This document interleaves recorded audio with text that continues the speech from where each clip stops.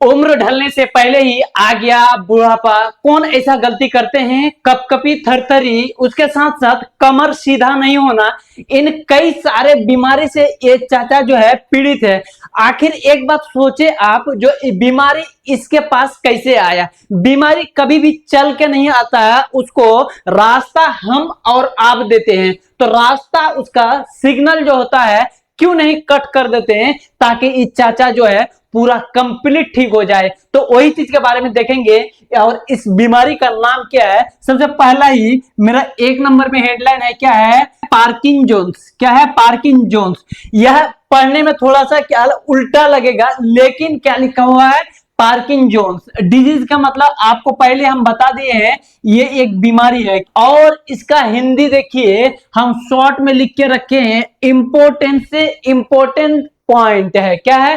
कंपन। कंपन मतलब कि शरीर वाइब्रेट करना है, आपका कंट्रोल से बाहर चले जाएगा। तो क्यों भाई ऐसा काम क्यों करे जो हमारा शरीर और मन किसी और का रहे? कितना ही बुरा लगेगा। तो बुरा लगेगा क्यों? आप इसको ठीक नहीं कर पा रहे, इसीलिए ठीक करना भी है ना। तो चलते देखते हैं। अब देखिए, पहला बात है, ये बीमारी जो है एक ही दिन में नहीं हो रहा है। ये बीमारी समय ले रहा, 2 साल, 4 साल, 5 साल, इसी हिसाब से लंबे समय लेगा होने का। तो इसीलिए इसको क्या कहते हैं मेडिकल भाषा में? क्रोनिक। क्या कहते हैं? लंबे समय का मतलब क्रोनिक। और ये देखिए, न्यूरोलॉजिकल डिसऑर्डर। ये बीमारी किस टाइप का बीमारी है? जैसे एक लकवा होता है, टीबी होता है, या शुगर होता है, सबका एक टाइप होता है बीमारी का। तो ये कैसा होता है? जैसे मान के चलिए शुगर हुआ, तो ब्लड में किसी ना किसी तरीके से हार्मोन का कम बेस होता है। तो ऐसे ही ये जो बीमारी होगा, तो यहाँ न्यूरॉन सेल रहेगा। क्या रहेगा? Neuron cell.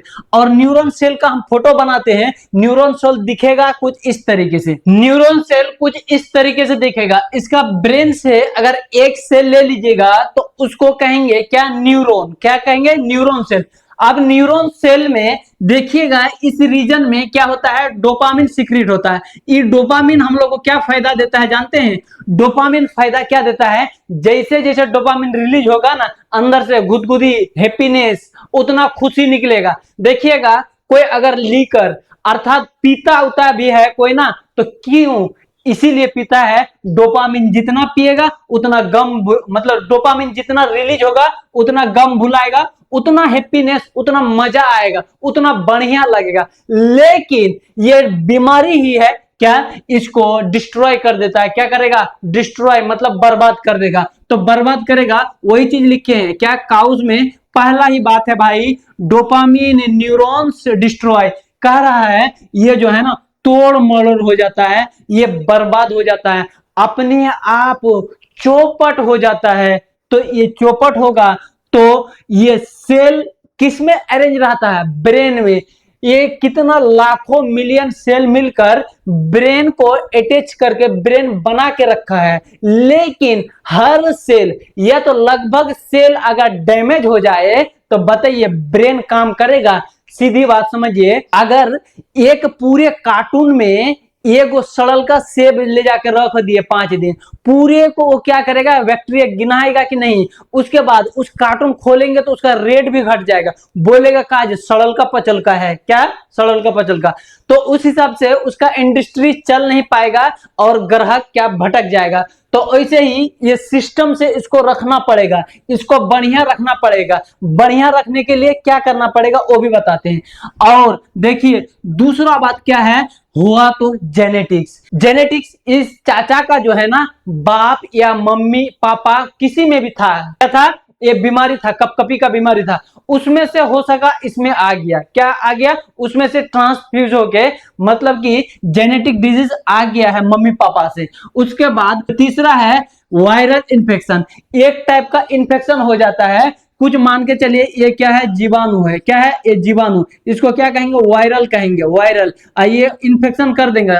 इन्फेक्शन जैसे करेगा तो इसको क्या कहते हैं? बायोलॉजिकल या मेडिकल टर्म में कहेंगे वायरल इन्फेक्शन। तो ये इस रीजन में जाके ये इन्फेक्शन फैलाएगा। ये जो दिख रहा है ना, ये क्या फैलाएगा? इन्फेक्शन फैलाएगा।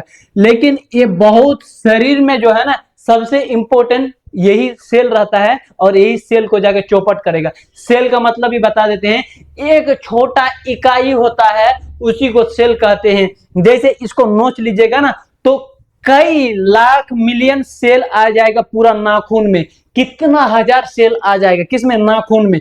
और उसी हिसाब से उसको जूम कीजिएगा, क्या कीजिएगा, जूम कीजिएगा तो कुछ इस तरह दिखेगा। यहां तक क्लियर हो गया।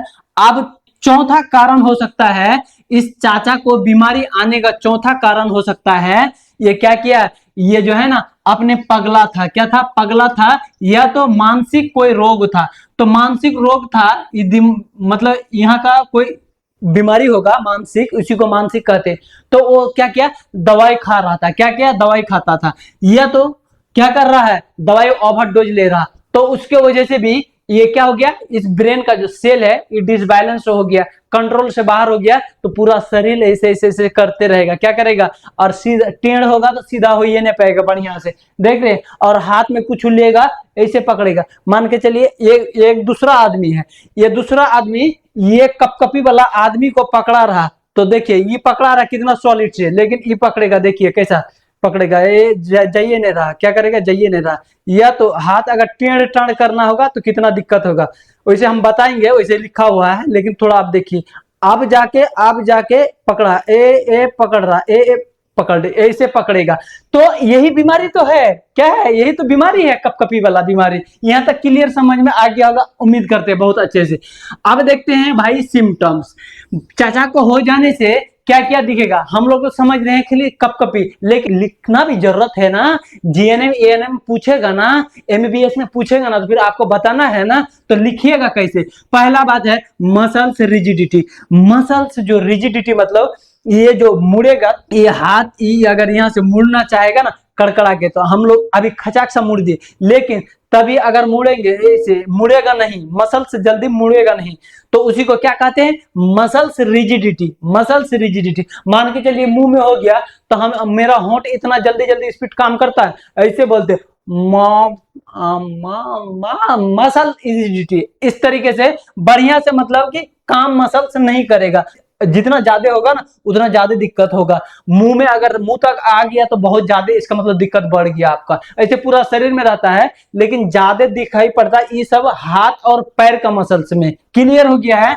अब देखते हैं तीसरा सिम्टम्स क्या दिखेगा आपका, यही बताए जो यही वाइब्रेट वाला, इसी को क्या कहेंगे, क्या है, ट्रीमर्स, क्या कहेंगे, ट्रीमर्स। उसके बाद चौथा में इसका है ब्रेड काइनेसिया। करेगा, काम करेगा, लेकिन धीरे धीरे करेगा। काम करेगा इसका मतलब क्या होता है, काम करेगा लेकिन धीरे धीरे करेगा, समय में नहीं कर पाया। देखे हम आपको एग्जांपल भी बताए थे इसको पकड़ के, मतलब कितना समय लगा पकड़ने के लिए। अब 4 नंबर में है पोस्चर मेंटेन नहीं होना। पोस्चर मतलब देखिएगा, बैठेगा तो लाठी उठी पकड़ेगा, पकड़ पकड़ के बैठेगा, और बगल में उधर थरिया उरिया में पानी उनी रहेगा, देखिएगा हचाक से ओए में गिर जाएगा, क्या करेगा, गिर जाएगा। या तो कभी कभी चलेगा, लाठी रखना था उसको कहीं और लाठी रखा गया कहीं, और हचाक सा पिछड़ जाएगा, एकदम डांड कमर हाथ पूरा एकदम टूट जाएगा, क्या हो जाएगा, पूरा टूट जाएगा।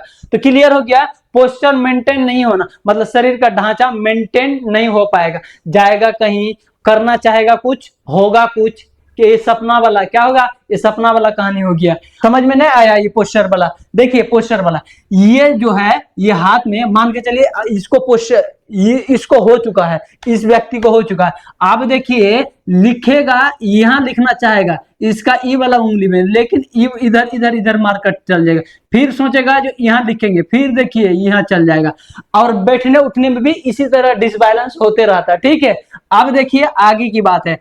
अब इसको चेक करेंगे, क्या करेंगे, जांच करेंगे। जांच में देखिए क्या क्या जांच करते हैं। सबसे पहले फिजिकल एग्जामिनेशन, इसको देख सुन के इसका हरकत देखेंगे तो सही है में रियल में शेर की तरह कांपेगा कि किसके तरह कांपेगा, तो वो चीज देख के भी अनुभव लगा जाता है। उसके बाद दूसरा में है क्या है, सीटी स्कैन। सीटी स्कैन क्या होता है, देखेंगे ब्रेन का, क्या करेंगे, ब्रेन का सीटी स्कैन करके देखा जाता है। देखिए ज्यादा तो डैमेज उमेज नहीं हो गया, और इससे भी पता चलता है। उसके बाद क्या है, एमआरआई, पूरे बॉडी। सीटी इतने टुक करके पता चल जाएगा, लेकिन एमआरआई क्या हो जाएगा, यहां तक हो जाएगा, आराम से हो जाएगा। अब बीमारी क्या चीज है, सारा चीज पता लगभग अमूमन पता चल जाएगा। उसके साथ साथ एगो आप चाहिएगा, क्या है, CSF, एक कल्चर होता है। क्या होता है, कल्चर होता है।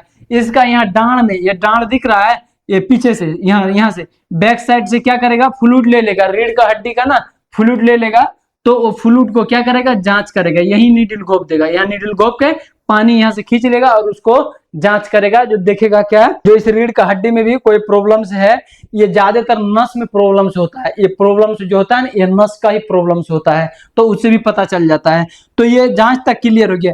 अब देखते हैं इसका, अगर पूरे नहीं जाने लेकिन शॉर्ट जो इंपॉर्टेंट है वो दवाई बहुत जानना जरूरी है, तो जानना जरूरी है। तो देखिए पहला टेबलेट है साइनेमेट। क्या है साइनेमेट, ये साइनेमेट जो होता है ना, ये बीडी करके लिया जाता है, बीडी या तो 2 टाइम या तो 3 टाइम, तो 3 टाइम कर देते हैं, क्या है टीडीएस, टीडीएस 3 टाइम या तो बीडी 2 टाइम, 2 टाइम क्या है 2 टाइम, एक वो टेबलेट को थूर थार के उसी को खाते रहिए, 2 से 3 टाइम क्या करते रहिए, खाते रहेंगे। कौन सा, सिनेमेट। क्या है सिनेमेट। उसके बाद दूसरा टेबलेट है, अगर ये डोपामिन, ये वाला बताए थे ना, जो डोपामिन ये वाला, यहां से जो ये चीज जो बताए थे, जो यहां से जो डोपामिन रिलीज होता है, तो इसमें अगर गड़बड़ी हो गया, अगर इसमें गड़बड़ी हो गया, रियलिटी जो सही गड़बड़ी है इसमें अगर धर जाएगा गड़बड़ी, तो ये वाला टेबलेट चलाएगा, लेकिन पता करना पड़ेगा तब। प्रोमीपेक्सोल। क्या है प्रोमीपेक्सोल, यह पावर कितना है 0.125, 125, 0.125 ये पावर का है। ये भी 3 से 4 टाइम लिया जाता है। क्या किया जाता है, 3 से 4 टाइम लिया जाता है, लेकिन ये लीजिएगा तो जरूर ना जरूर डॉक्टर से एक बार सलाह लीजिएगा, क्योंकि आपको तो हम बता दिए हैं, लेकिन वो क्या करेगा, नाप तोल के कितना कितना थूर थार के देना है, वो आपका वजन के हिसाब से वो क्या करेगा, आपको देगा। ठीक है, लेकिन यहां तक आपको समझ में आ गया जो बीमारी क्यों हुआ, और इसका कंप्लीट जानकारी से लेके दवाई सारा चीज हम बता दिए।